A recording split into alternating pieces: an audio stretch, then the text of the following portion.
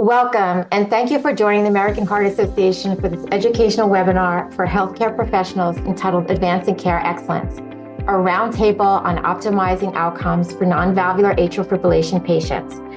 This activity is supported by an independent medical education grant by Bristol Myers Squibb. The purpose of this live session is to improve clinicians' understanding of anticoagulation stewardship, aspirin use in patients with cardiovascular disease, particularly as it relates to management of patients with non-valvular disease, which is atrial fibrillation, or what we're calling non-NVAF. That is, identify patients who are or are not appropriate candidates, individualized treatment, and dosing considerations, et cetera. Also, the current evidence-based guidelines and clinical data in managing patients with NVAF, and clinical inertia and how it may impact patient outcomes.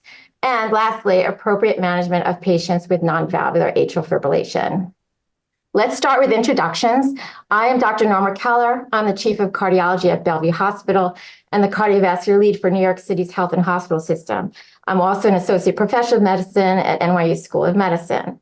Joining me for this discussion are Drs. Luciano Sposato, Toby Trujillo, Scott Bernstein, and Gregory Marcus, a great panel of experts. Today, we'll be referring to one another by our first names. The views and opinions are our own and reflect the synthesis of science. Content should not be considered as the official policy of the American Heart Association. I'm going to ask each of our panelists to introduce themselves. Let's start with Dr. Sposato. Hello, everyone. I'm Luciano Sposato. I'm head of the stroke program at Western University in London, Ontario, Canada.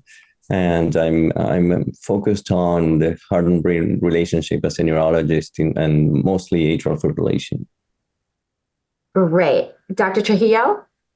Good morning, everyone. I'm Toby Trujillo. I'm a professor at the University of Colorado Skaggs School of Pharmacy and a clinical pharmacy specialist in cardiology and anticoagulation at University of Colorado Health. And I help direct our anticoagulation stewardship program for our system.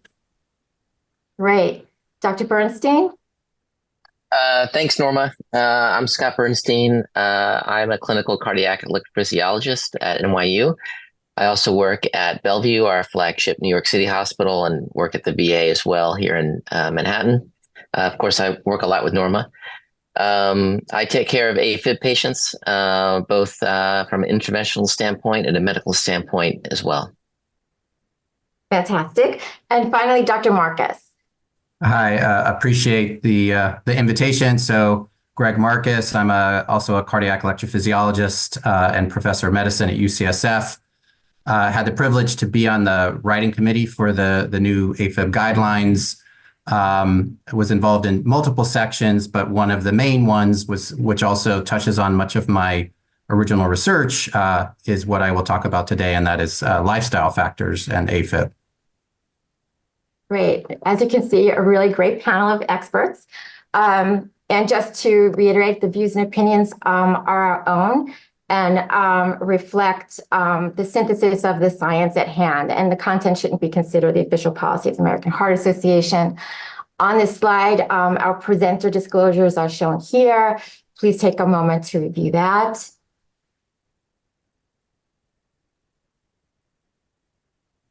The webinar is being recorded. It will be available on demand soon through learn.heart.org. You will also find additional resources there, including podcast reference in this live section. Please submit questions using the Q&A button, which is on your Zoom screen. And we'd love to hear your thoughts and questions.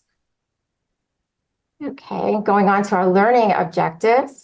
Upon completion of this activity, learners will better be able to discuss the current evidence for initiating anticoagulation in patients with non-valvular atrial fibrillation, with emphasis on stroke prevention. Explore the factors influence the choice of anticoagulate and address common challenges in managing anticoagulation therapy for non-valvular AF.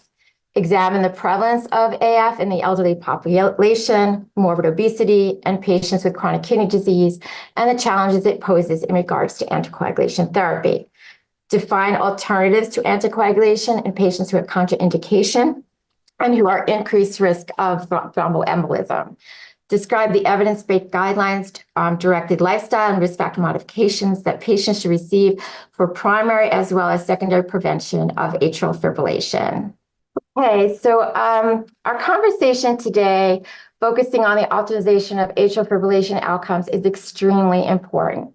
This is true not only due to its significant morbidity and mortality, but the prevalence of atrial fibrillation worldwide. It remains the most common dysrhythmia with an extraordinary impact on healthcare expenditures. The estimated lifetime risk of developing AF is 1 in every 3 to 5 people. The global prevalence has not surprisingly increased as well, with 59 million people being treated for atrial fibrillation. Another staggering statistic is that according to the CDC, it is predicted that over 12 million people in the United States will have atrial fibrillation in the year 2030. It has been found that atrial fibrillation is linked to comorbidities, especially hypertension, diabetes, and obesity. Therefore, it is important to prevent and modify these risk factors, not just when we're thinking about preventing atherothrombotic disease, but also mitigating or preventing the development and progression of atrial fibrillation. It's actually an exciting time in the field of atrial fibrillation management and prevention. The treatment paradigm is shifting dramatically away from our older logic and guidance stemming from studies like the A-Fib trial, where rhythm and rate control were seen as equivalent in terms of cardiovascular outcomes. As our knowledge base is growing and more contemporary research is emerging, it is becoming increasingly more evident that earlier rhythm control has multiple positive effects and is the preferred strategy to rate control alone. The 2023 joint ACC-AHA clinical guidelines on AF management emphasize this shift, in addition to underscoring the importance of maintaining sinus rhythm and minimizing the burden of atrial fibrillation in individual patients. Other highlights of this guideline include the suggestion of perceiving atrial fibrillation as a continuum of disease. It highlights the importance of prevention of atrial fibrillation, citing its association with the comorbidities as noted earlier. Risk factor modification and healthy lifestyle changes, such as maintaining optimal weight and physical activity level, smoking cessation, alcohol moderation, are in the top 10 take-home messages within the guidelines. Targeting these comorbidities are key in terms of not only preventing progression of atrial fibrillation on its continuum, but also extremely important in maintaining sinus rhythm. And that, of course, maintaining sinus rhythm becomes more difficult with the longer duration and burden of atrial fibrillation. In line with recommendations for earlier rhythm control and maintenance of normal sinus rhythm, is upgrading catheter ablation of atrial fibrillation to a class 1 indication for first-line therapy in selected patients. And this is based on recent randomized trials. One particular subgroup of note that is especially identified in the guidelines is heart failure patients with reduced ejection fraction. Catheter ablation is now listed as a class 1 indication for this population. Left atrial appendage occlusion devices also received an upgraded status and are now considered a 2A indication in patients with long-term contraindications to anticoagulation. This is also very important as it is often an overlooked intervention in patients with contraindication to anticoagulation, even if the thrombotic risk is high, leaving them exposed to the excess risk. These are just a few of the highlights from this comprehensive guideline, and it is a very useful tool to help support evidence-based management of this important population and disease. So on the slide that you see, you have the link to these guidelines, and also later on the program, we'll show you how to get these guidelines even on your cell phones. So that is for your reference. And now we're going to move on to the overview of our first podcast with Dr. Sposata. He's our stroke expert, and he will be discussing Breaking the Clot Code, deep dive into anticoagulation and non-valvular atrial fibrillation. Thank you very much, Norma. So I'm going to start with a poll, with a question for everyone to answer, and based on that, we will try to update what we know right now, or what the guidelines say about anticoagulation. So this is a Right. 67-year-old female patient with a history of hypertension and diabetes. She comes for an annual checkup, and her only concern is episodic shortness of breath and palpitations ongoing for 6 months, but she's now asymptomatic. An ECG done at the clinic shows rapid A-Fib. And then based on that, my question for everyone is, which of the following treatments would you recommend? The first option is loading dose of aspirin followed by 81 milligrams daily and rate control. The second one would be rate control and warfarin. The third one, rate control and a DOAC, or direct oral anticoagulant. And the fourth one is no antithrombotic therapy, follow up with an implantable recorder to assess AF burden. So we'll give people some time to vote.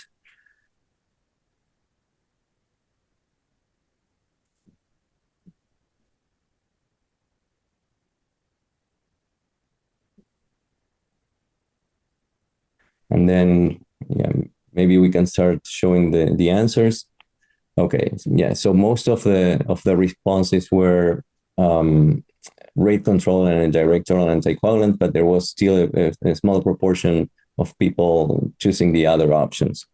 And here, I think the most important aspect of the guidelines is that we need to stratify each patient's thromboembolic risk by using thromboembolic risk scores.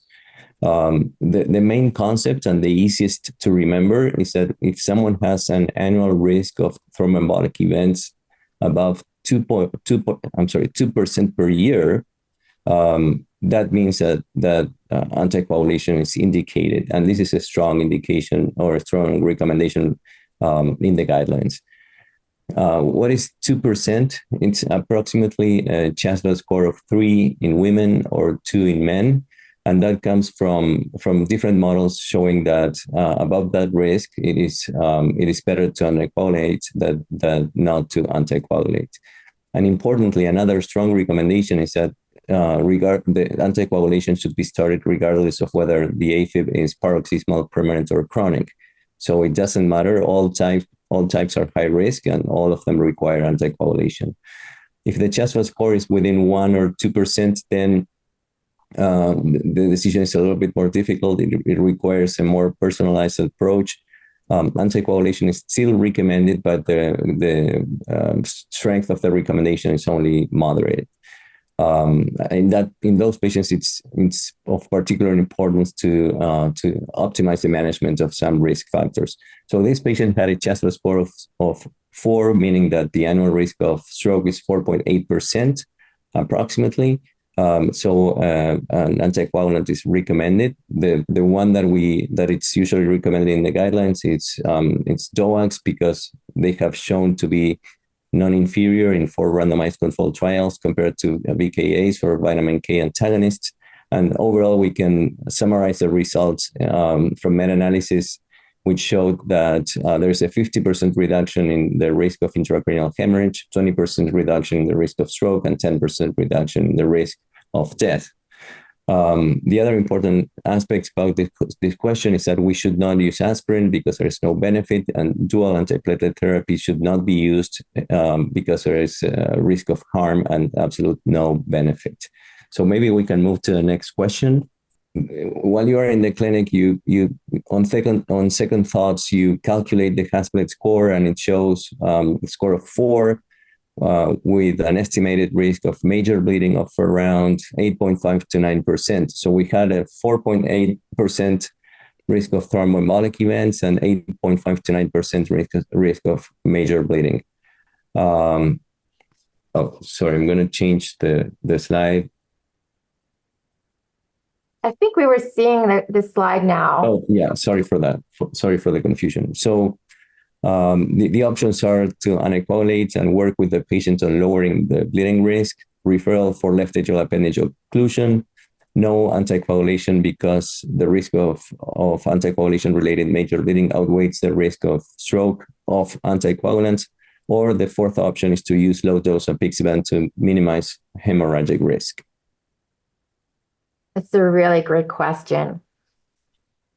And we can use 5 more seconds to let people vote. and then maybe we can start showing the results. Okay, so the most frequently chosen answer is the first one, which is the correct one. We should still anticoagulate, and that's important because we should not use the hemorrhagic risk scores to decide anticoagulation. That's an important recommendation in the guidelines. We should use them. And that's a strong recommendation, but not for deciding anticoagulation. And the main reason why we use those scores is that we want to minimize stroke risk in those patients who are at the highest risk. And that includes measuring renal function to be sure that we're using the correct dose of DOACs. We should avoid unnecessary aspirin or in other NSAIDs, reduce alcohol consumption, manage blood pressure, and optimize bleeding risk in every possible way. The standard of care is anticoagulation, so in this case, there's no indication for left atrial appendage occlusion. I won't go into the details of which patients are recommended to have left atrial appendage occlusion because we don't have a lot of time, but I'll be happy to answer that in the questions. And importantly, we should not use off-label low dose of anticoagulants because that is related with reduced efficacy and increased stroke risk. And I think I'm going to stop here so that we can answer some questions. Thank you. So let's see, we're opening up our questions. So folks, feel free to hit the Q&A button on your Zoom screen. So I guess, you mentioned that the optimal choice is lowering her bleeding risk. If you felt like there wasn't any room to lower bleeding risk, what would you do at that point? So the question is if the bleeding risk was something that we could consider kind of inevitable and patient, we're pretty sure that the patient will bleed, right? So for us, for neurologists, we see patients with intracranial hemorrhage who have atrial fibrillation, and as soon as someone has an intracranial hemorrhage, the risk of A-Fib-related ischemic stroke increases exponentially in the next 3 to 6 months. And the main reason is that anticoagulants are stopped, and those patients are at a very high risk because if everyone is at high risk of bleeding at the same time, it's at high risk of having an ischemic stroke. So those are the kind of patients that we would consider for a left atrial appendage occlusion, a percutaneous left atrial appendage occlusion. And that's within one of the 3 categories that are considered in the guidelines for left atrial appendage occlusion, which is, and it's severe bleeding due to a non-reversible cause. So if it's a primary intracranial hemorrhage, then I would probably go for a left atrial appendage occlusion, mostly if the hemorrhage is it's lower, it's peripheral, it's in the cerebral cortex, because those are the ones that bleed more or have more recurrences on DOACs or warfarin. But if it's a subdural hematoma, for example, it's traumatic subdural hematoma that has a very clear cause and has resolved, then in that case, I would still consider using anticoagulants because it's a reversible cause and it has a very clear explanation and it has not been spontaneous. Other types of bleedings, and something that I would like to mention, patients who have A-Fib are at higher risk of having falls than any other patients. It comes with A-Fib. They go by the hand. So every single patient with A-Fib will end up falling at some point. So that's another common indication for left atrial appendage occlusion, and it's specifically mentioned in the guidelines. What I would say is that there are lots of tools that we can use to reduce falling risk, right? So we should strongly consider using those tools, using physiotherapy, occupational therapy, improving safety at home, and things like that to be sure that patients will not fall, or at least will reduce the risk of falling. And then if we still think that the risk is too high, then we can consider left atrial appendage occlusion. So really look for some way to lower the bleeding risk and their fall risk, and then using the occlusion devices if you really explored all those options. It sounds like very good advice. Great. Any other questions? I don't see any questions popping up. from our panelists, any comments or questions? I think there is a question here in the chat that it might be better for cardiologists. I'm a neurologist, so it says, you mentioned aspirin should not be used. If I have rate and rhythm control with Ticozin, what is the best alternative to low dose aspirin for anticoagulation? So honestly, I'm not familiar with Ticozin, and I don't know if there is any specific interaction with DOACs. Maybe if someone can clarify. I'm happy to field that if that's okay. Yes. Yeah, absolutely. So it's an important point that even if there's evidence of successful rhythm control, such as with Ticozin, that those patients generally still need to be treated just as they would if they were in A-Fib. So a DOAC would still be first line. And this is a really important lesson from the EastNet-4 trial that showed a benefit of a rhythm control strategy over a rate control strategy. Those randomly assigned to the rhythm control strategy had their anticoagulation, the great majority of the time being a DOAC, continued. All right, great. Thanks, Greg. Appreciate that.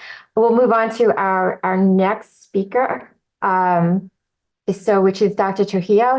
So Toby is our expert pharmacist, our PharmD from the University of Colorado, and he's going to take us through clot matters, navigating atrial fibrillation, anticoagulation in special populations. Thank you, Norma. Special populations and the use of anticoagulants is a pretty big topic, and so we're gonna cover sort of three main areas as we did in the podcast. Primarily talking about use of anticoagulation in the elderly with A-Fib, patients who are obese, and also patients with various stages of renal dysfunction. However, obviously that's not the extent of all the unique situations where you have to sort of think carefully about which anticoagulant or how to use that. But those are the three we're going to be talking about here. And so I have a case to start us off and then a poll question. So apologies for the longer case here, but we have JT, who's a 75-year-old female. She's got a history of hypertension, hyperlipidemia, diabetes, and ASCVD. She had an MI 6 years ago, and at the time underwent PCI plus stent placement. Lives independently, enjoys taking care of her yard and gardening. Presents to the outpatient clinic, complaining of palpitations, fatigue, shortness of breath. Her physical exam, she weighs 58 kilos. You see her blood pressure there of 140/90. Irregular. And she does not have significant JVD or volume overload. And the ECG in the office shows AF with a rate of 110 beats per minute. Her labs are normal. And she has an estimated creatinine clearance of 41 mLs per minute by Cockcroft-Gault. And so her current medications include an ACE inhibitor, lisinopril, aspirin, amlodipine, empagliflozin, and metformin. Probably a pretty standard regimen that you guys might see for a patient like this. And so my question to start off with you guys to get us going is, which of the following would be most appropriate to initiate NJT at this time? Is it rivaroxaban 15 milligrams once daily, apixaban 2.5 milligrams twice daily, rivaroxaban 20 milligrams once daily and stop the aspirin, or apixaban 5 milligrams twice daily and discontinue the aspirin? So we'll give it a few seconds here to see what you guys think is the most appropriate option for this patient at this time.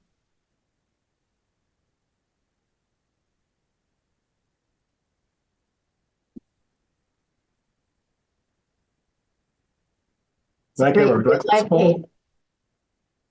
that, Nora? It's a great real life case. Yeah, absolutely. Yeah.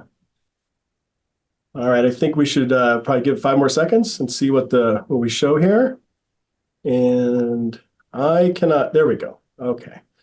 Well, great. So about half of you picked apixaban 5 milligrams twice daily and also stopping the aspirin. And that was the intended option that I wanted you guys to be able to select. But given that there was a variety of other options that were picked, I think that does illustrate the nuance and the careful consideration that folks have to do in terms of making sure they're selecting anticoagulation and selecting the right dose for the patient based on a variety of different factors. So, if I can move, so we'll just keep in mind that apixaban 5 twice daily and discontinuing the aspirin was the correct answer. So this case was meant to sort of talk about two different issues. One is anticoagulation in elderly and steps to minimize bleeding. So that kind of piggybacks onto Dr. Sposato's comments in the previous section about minimizing of bleeding and appropriate dosing of anticoagulation for stroke prevention. So, yes, So I was just going to sort of talk on this here real briefly. Certainly for the, sorry, go ahead, Norma. So I think there was a question that popped up. Was there a question that came across? No, there shouldn't be a question here. Okay. I'm just sort of talking about these two particular points with this case. So, one I think that I think many folks are familiar with is the concept of aspirin deprescribing as a mechanism to minimize bleeding, really just for any patient, especially in the elderly. So for this particular patient, they do have ASCVD, but their last event was remote. It was certainly over a year ago, it was 6 years ago. So the guidelines for either ACC-HA, for either A-Fib, or for chronic coronary disease are pretty clear. In those patients who really have stable ASCVD, or sometimes they call it low risk, but they're remote from their event, and they have an indication for chronic anticoagulation, the aspirin should be deprescribed.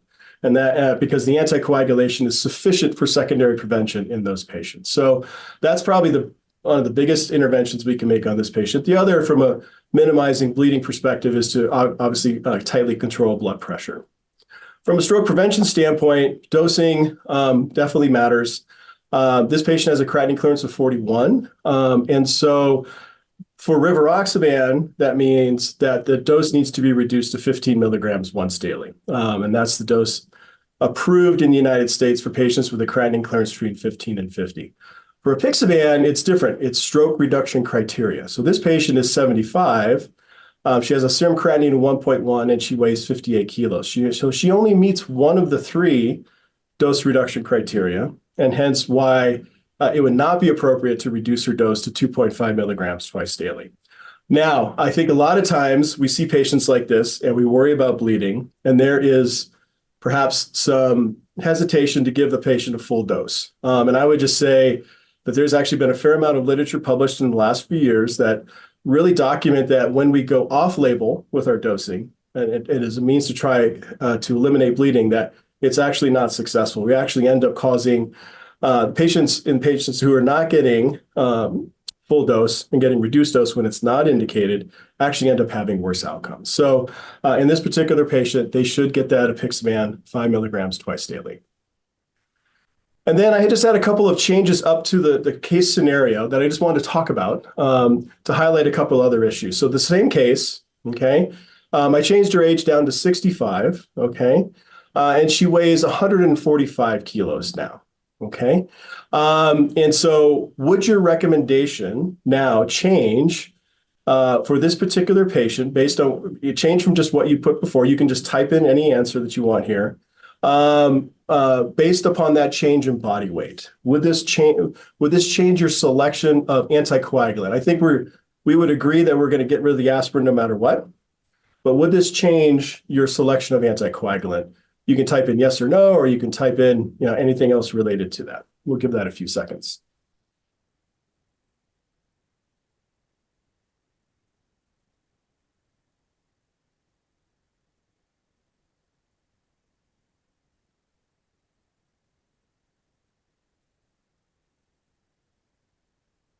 Okay, why don't we I'm looking at the time, why don't we go ahead and close that and see what kind of, I'm not sure how this is going to populate out. Yeah, okay. Not sure we could see what the option, I don't know, we're able to share the short answers. Okay, no problem. That's okay. So this comes up a fair amount, whether it's AFib or even VTE, we're talking about AFib here, in an obese patient, and do the standard doses of DOACs, are they appropriate to use? Or is there a weight cutoff above which we should be concerned? And in 2021, International Society of Thrombosis and Hemostasis released sort of a guidance statement that specifically for apixaban and rivaroxaban in the treatment of VTE, you can use standard doses at really pretty much any body weight, okay? And that was based on a lot of real-world data that have been published showing that using those two drugs at standard doses provided very similar outcomes in obese patients than in non-obese patients. Importantly, edoxaban and dabigatran, that recommendation does not hold because there's far less data about using those two drugs in obese patients. So for this patient, I would say it wouldn't change my recommendation at all. Apixaban 5 milligrams twice daily, I'd be very comfortable with.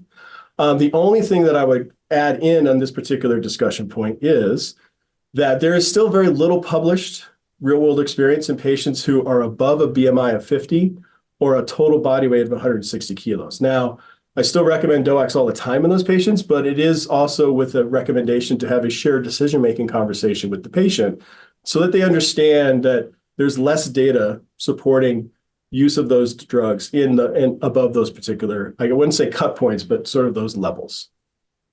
And then I know I'm getting close to time here, so let's get to this last point. Here, basically what I've done is I've changed the patient to I've changed the renal function. So now they have a creatinine clearance of 23 mLs per minute. And now, before they were 41, so that would that change your recommendation? And the second thought to think about is, well, what if they had end-stage renal disease and dialysis? So this obviously comes up all the time. There's probably a lot of folks here that have had a lot of experience dealing with this particular case scenario. And why don't we go ahead and close the poll so I can just sort of talk about these two questions. So the first one is, if you picked apixaban 5 BID, it should change your recommendation because now the patient does meet dose reduction criteria. They have a low body weight and they also have a serum creatinine of 2.8. So now the 2.5 BID should be the recommendation along with discontinuing the aspirin. And then end-stage renal disease dialysis, I think we have a relatively robust amount of literature now to support certainly apixaban. And I would also call out, actually, rivaroxaban has more and more data now, including one randomized controlled trial about its use in patients with end-stage renal disease and A-Fib. So I know we kind of gravitate to apixaban, and I'm not saying that that's a bad decision. But if for some reason, from an insurance perspective or anything like that, rivaroxaban is an option, I think folks should actually feel pretty comfortable using it. I think in the long term, the real question will be that I think might still need to be answered is what's the right dose? I would advocate for the standard doses now, but I think there's enough literature that's been published in the last year that might at least raise the question of what is the right dose, and maybe we need a randomized control trial. So with that, I'll stop there. I know we have just a little bit of time left for questions. Let's see. Toby, that was absolutely great. What a great case to really illustrate all the different factors that you need to consider when thinking about anticoagulation therapy in these patients. I really think it covered a lot of material. A lot of ground in a short period of time. Yes. Yeah. So I think now we'll move on to Dr. Bernstein. He's our electrophysiology expert. I have the pleasure of working with Scott at NYU. And he's going to discuss the podcast on what to do when medication is not tolerated or not enough, interventional surgical approaches to atrial fibrillation. As Scott gets started, remember to submit any questions that you might have, and we will discuss them and address them after his talk. Okay, thanks, Norma, for that introduction.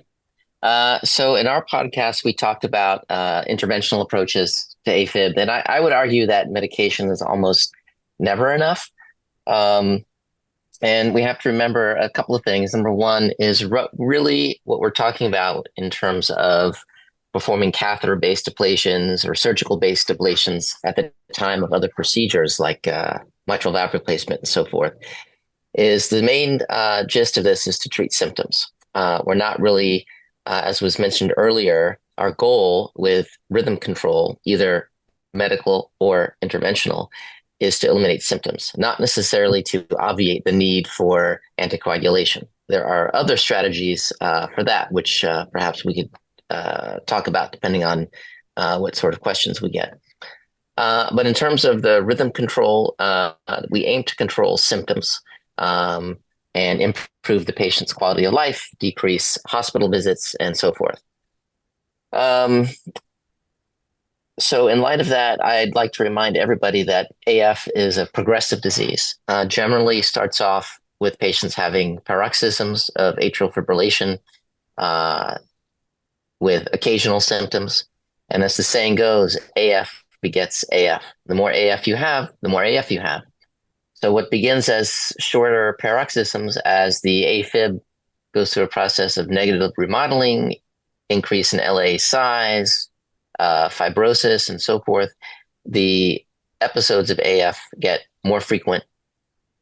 Duration generally gets longer.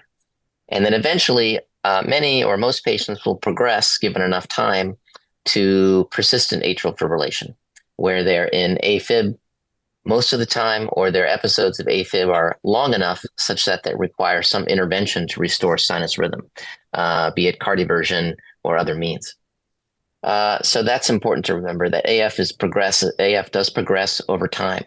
And we really want to follow these patients longitudinally, regardless of the type of strategy that we choose to manage their atrial fibrillation and their symptoms. And how often do medications fail? We actually have a pretty good idea of this because a lot of the relatively early trials in the history of AF, most of those looking at the development of different types of ablation catheters, many of those trials had a medical treatment arm in order to compare the success of catheter ablation with medical therapy. And it turns out, and we can just take a couple, for example, the STOP AF trial, which is published back in 2013, looked at freedom from any detectable AF, looking at ablation compared to an antiarrhythmic drug, and the ablation success was 70%, whereas the drug success was 7%. So pretty broad difference there. And these are studies who had a limited follow-up time, a year, sometimes 2 or 3 years. And I would argue that if you wait long enough, medical therapy with antiarrhythmic drugs in terms of rhythm control will fail probably in 100% of patients, or certainly close to that. So again, that speaks to the idea that AF is a progressive disease, and despite rhythm control with antiarrhythmic drugs, eventually patient symptoms and episodes of AF do progress, necessitating a non-medical treatment. The mainstay of that non-medical treatment is, of course, ablation, which is generally accomplished percutaneously by the use of catheter. We might have lost you for a minute there.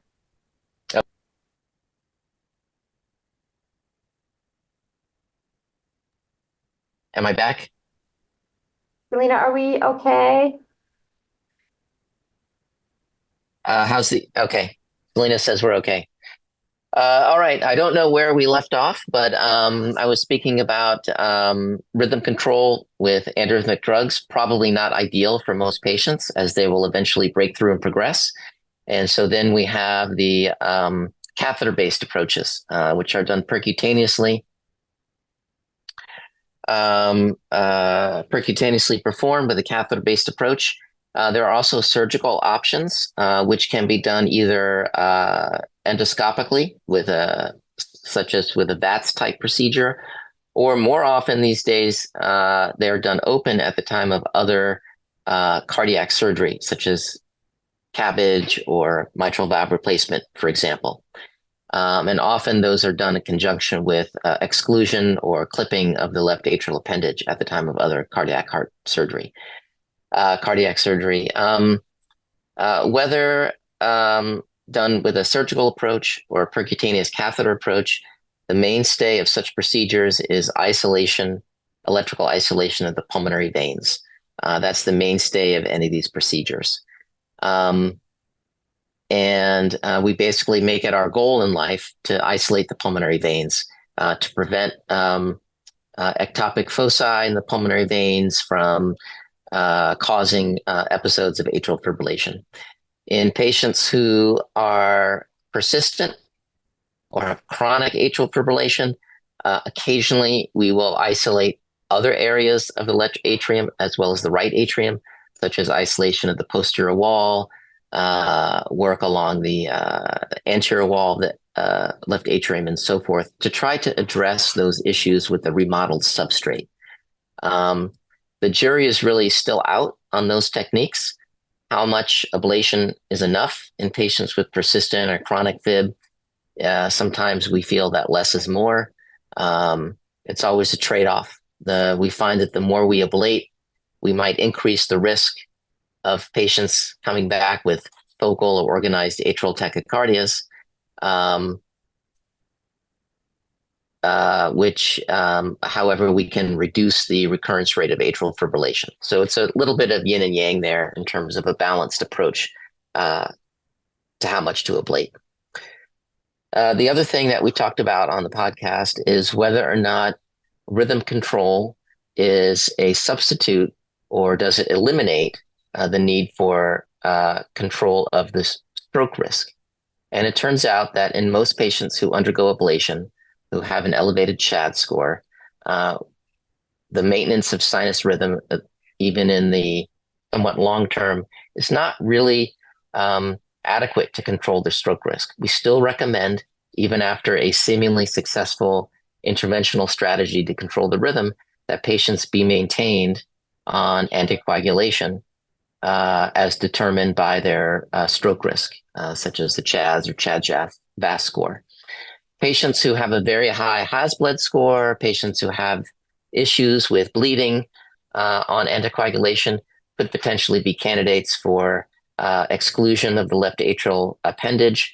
And there are several techniques for that, either percutaneous, such as the Watchman or the Amulet.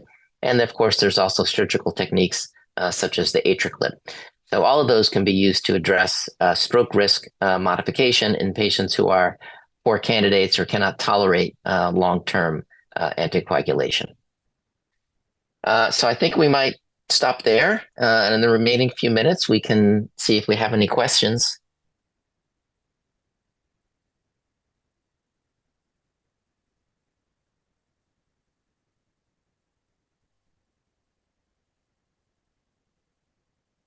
Let's see. Okay, I guess there's no questions.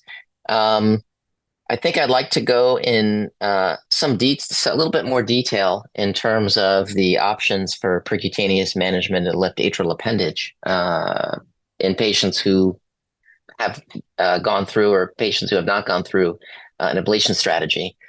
I think looking at the community and looking at some of our referrals from out in our community hospitals, I think there are still, particularly in the, for example, internal medicine crowd, there are still a lot of patients that we see who are taken off their anticoagulation because they are thought to be, or they are deemed poor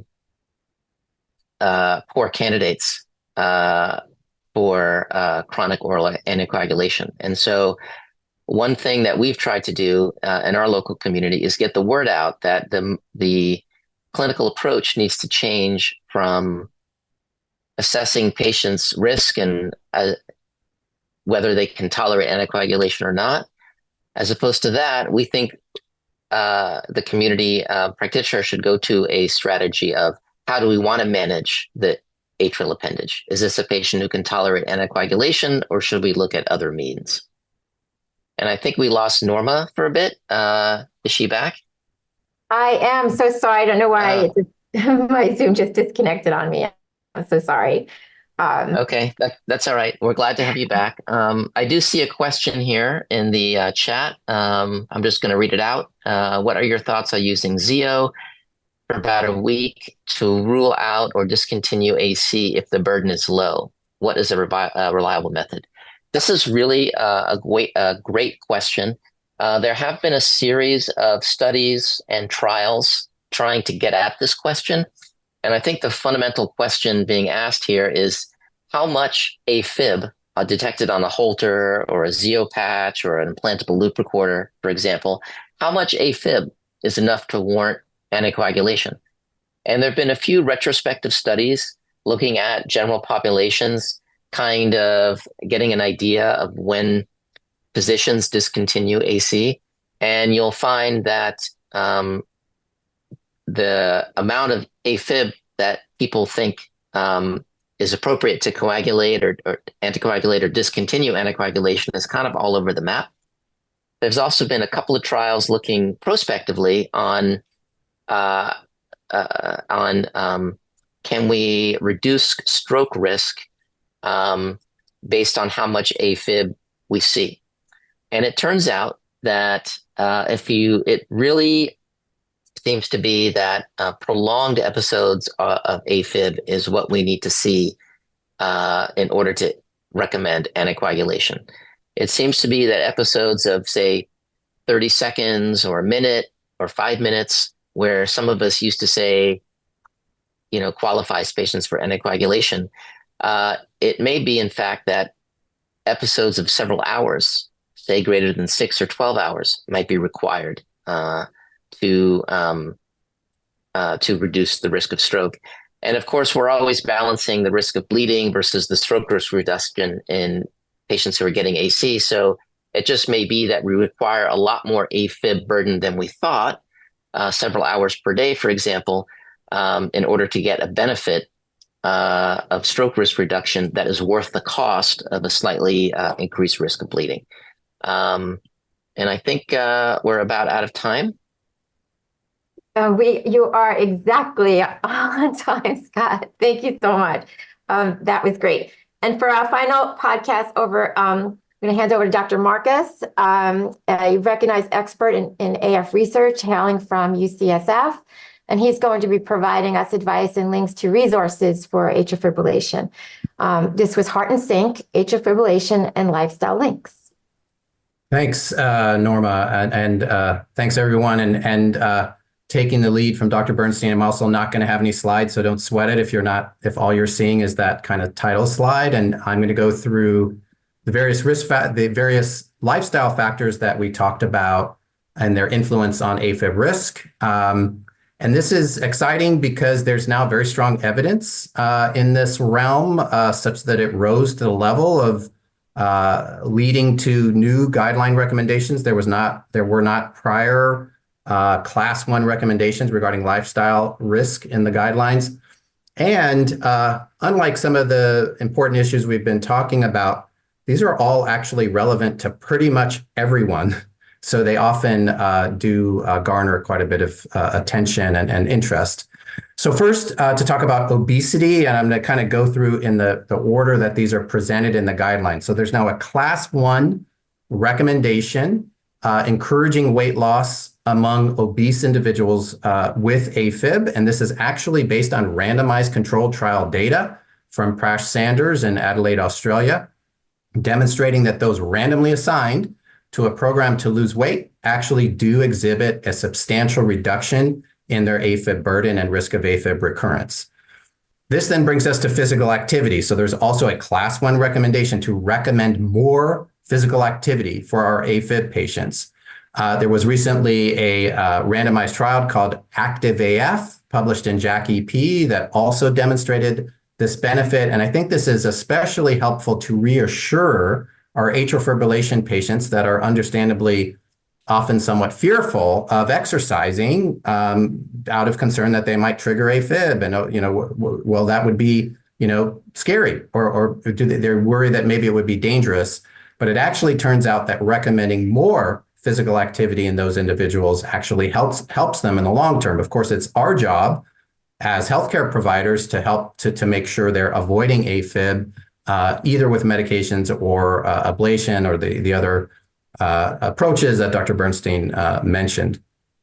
Now, the other tricky thing here that sometimes comes up is that it has been demonstrated that highly trained endurance athletes do seem to exhibit a higher risk of AFib.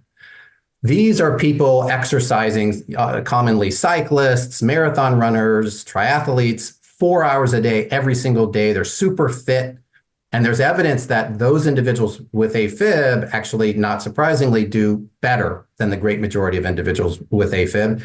And the great majority of our patients, that's not really relevant. So that shouldn't prevent us from recommending physical activity. And there's still a lot to learn with how to best treat those much more rare and unique endurance athletes. Moving on to smoking cessation. So here there's no randomized trials, but there's also no evidence of equipoise. even independent of all the other adverse consequences of smoking, there is a clear relationship shown in multiple observational studies that smoking increases the risk for AFib. I often also point out that smoking is unique among risk factors and that it's the only one that can give someone else AFib. So there's evidence that secondhand smoke exposure, and we showed this in our Healthy Heart Study and the Framingham Heart Study, especially kids exposed to smoke, tobacco smoke, are at higher risk of developing AFib in adulthood. There was recently another paper from the UK Biobank showing secondhand smoke exposure increases the risk for AFib. So hopefully this is yet another motivator to encourage people to quit smoking. On to alcohol consumption. So there's now a class 1 recommendation for patients with AFib seeking a rhythm control strategy. They should minimize or eliminate alcohol consumption to reduce AFib recurrence and burden. And this also is bolstered by randomized control trial data. So one very important study from Alex Voskoboynik and Peter Kissler in Australia took patients with atrial fibrillation that were pretty heavy alcohol consumers, randomly assigned them to half of them try to stop drinking as much as you can, versus the other half, they didn't really tell them to do anything differently. And the group randomly assigned to abstention exhibited, again, a substantial reduction in their AFib burden and AFib recurrence. We did a randomized trial in the EP lab among patients undergoing AFib ablation and a double-blind placebo-controlled trial of an alcohol infusion versus a placebo infusion, and found that only the people in the alcohol group showed a substantial shortening of the refractory period in their pulmonary veins. That's an electrical change in the heart that is expected to render the atria more prone to fibrillate. And of course, we know the pulmonary veins are very important for the origin and perpetuation of AFib. In our iStop AFib trial, where individuals could pick any trigger that they wanted, caffeine, lack of sleep, physical activity, and alcohol, the only trigger that came out in the per protocol analysis, meaning what they actually did, was alcohol as a cause of near-term AFib. Now, in those without atrial fibrillation, it's very clear that drinking heavily increases the risk. An important persistent unknown that is deserving of more research is, what about the person who does not have AFib, who is drinking according to the Mediterranean drinking pattern, meaning a glass of red wine with dinner, not more than that? Is that going to increase the risk for atrial fibrillation? We don't know. Almost certainly more than one drink does, but the data on really drinking in that kind of moderate, responsible, consistent level is conflicting. So again, more research is needed there. On to perhaps better news regarding caffeine and AFib, where there's this conventional wisdom that caffeine increases the risk for arrhythmias. The data, surprisingly, is contradictory to that. So there's a meta-analysis demonstrating that those who drank especially caffeinated coffee surprisingly seem to have a lower risk of AFib. We found the same thing in the UK Biobank. Now, clearly there's potential confounding there. This is not a randomized trial. We did something called a Mendelian randomization analysis looking at caffeine metabolism-related genetic variants, and can find no evidence of a relationship between caffeine or caffeinated coffee consumption and AFib. Finally, we did a randomized trial called CRAVE. These are in people without arrhythmias, where people were randomly assigned to consume versus avoid caffeinated coffee. And our primary outcome was PAC counts, premature atrial contraction counts, which we and others have found premature atrial contraction count frequency is a very important predictor of AFib. And there was no relationship with PAC counts. There was a relationship with more PVC counts, showing that we did actually have sufficient power to detect a relationship if it was present. Now, the final point related to caffeine is there is some evidence that people who consume very high doses of caffeine, such as energy drinks, in those cases, AFib may be triggered, even in young, healthy people. So this is not more is better. We're talking about consuming caffeinated natural products like coffee and tea in regular amounts does not seem to increase the risk for AFib. And then finally, sleep, which also is more complicated than it might at first appear. So there's a remarkably high prevalence of obstructive sleep apnea among our patients with AFib. So AFib is arguably a reason to look to see if a patient has obstructive sleep apnea. One of the difficult things is there's unfortunately no good randomized control trial evidence that treating sleep apnea can reduce subsequent AFib or reduce AFib burden. The reasons for this are unclear. Maybe it's because our tools to treat obstructive sleep apnea are not good enough. Adherence with the CPAP, for example, is often not great. But there's still a rationale to look for it because there are other benefits to treating sleep apnea. The final thing I'll say is that there's growing evidence that sleep, even independent of obstructive sleep apnea, may be important to AFib, meaning you adjust for obstructive sleep apnea, you exclude people with obstructive sleep apnea. It does appear that poor sleep itself may lead to a higher risk for AFib, and among people who already have AFib, a given night's poor sleep may be a trigger. So reminding patients about good sleep hygiene, getting to bed on time, the same time, being in a cool room, avoiding alcohol and caffeine before going to sleep, those exercise during the day, those sorts of things may also help our atrial fibrillation patients. So with that, happy to see if there are any questions on this topic. Yeah, we'll see if any questions pop up. I personally am glad to hear about the caffeine, but I'll try to cut down before bedtime because sleep hygiene is a problem for me. But that was really great. And I think, we do see a lot of obese patients who are afraid to exercise. So I think that's really important to hear as well. And I'm just looking to see if we have any questions. Any final thoughts from our panelists or questions from them? We do have a question. Is sleep apnea associated with recurrence after AF ablation?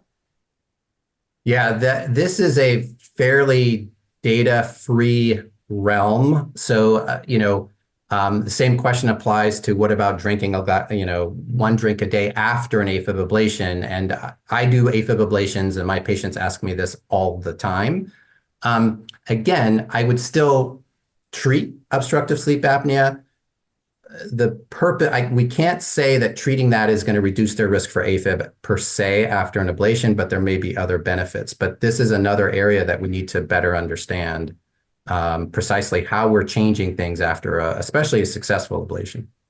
Yeah, and then similarly, you touched a little bit, we're getting another question. Is alcohol use associated with recurrence after ablation? Or ablation failure? What I tell my patients, so again, short answer, there's some observational data to suggest that yes. What I tend to tell my patients is, look, again, the importance is that you avoid excessive alcohol. And what I say is try to avoid more than one drink in 24 hours.